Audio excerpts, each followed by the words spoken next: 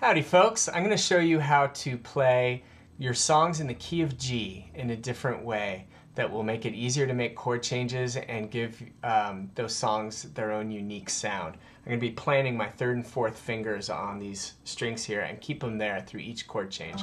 Check this out. Let me do Country Roads by John Denver, one of my favorite sing-along songs. So listen to how this sounds. Almost heaven, West Virginia, Blue Ridge Mountains, Shenandoah River.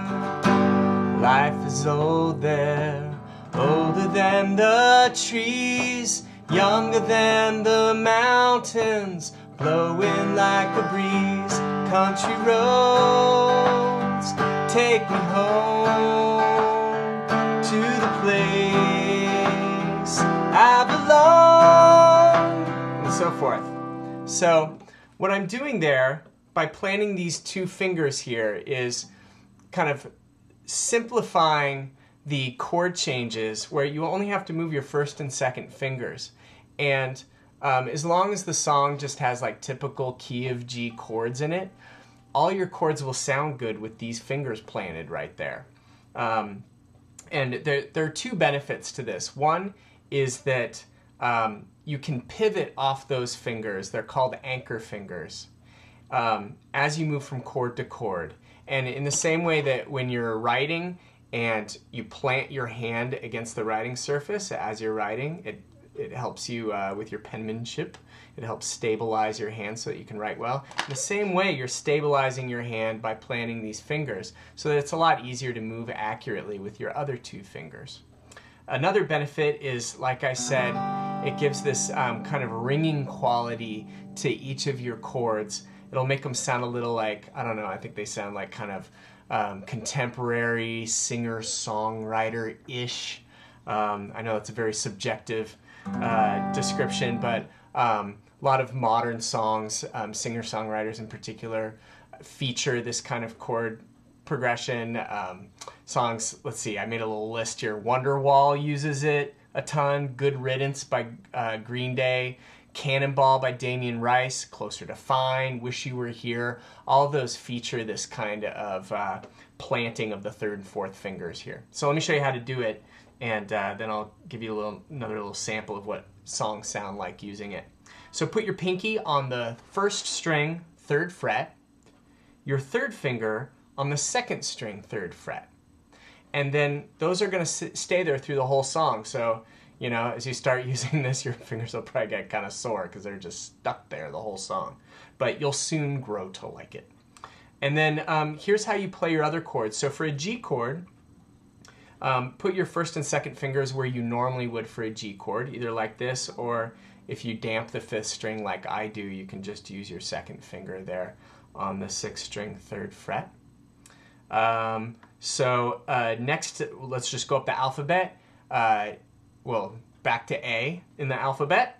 An A chord, what we're going to do is just build the part of the A chord that you would play on the sixth, fifth, fourth, and third strings. And so we damp the sixth string with an A chord, right? Fifth string is open. And then we're going to put our first and second fingers on the fourth string, second fret, and third string, second fret. That's what that chord sounds like. It's actually an A suspended 4. A7 suspended 4 is what it's called. But it still works fine for an A chord, or in a key of G song, it would typically be A minor. But that's fine. A suspended 4 works fine over A minor. So that's A. B doesn't work that well using this trick, so let's skip that and go to C. C, we're going to put our second finger on the fifth string, third fret, first finger on the fourth string, second fret.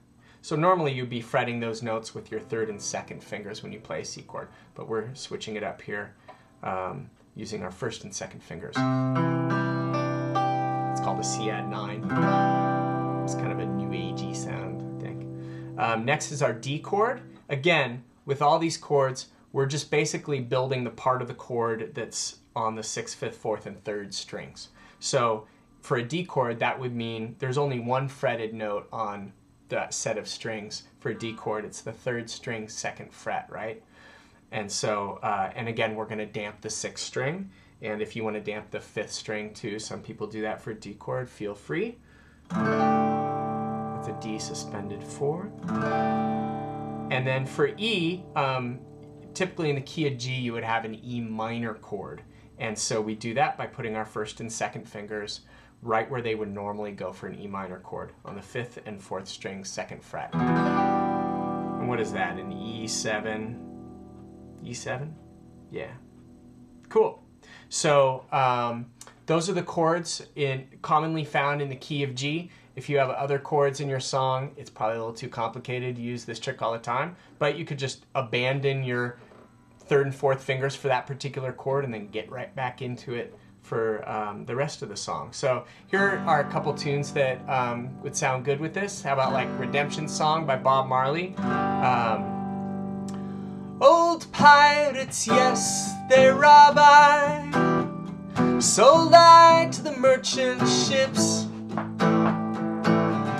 Minutes after they took I from the bottomless pits. Or how about Brown Eyed Girl? Hey, where did we go? Days when the rains came down in a hollow,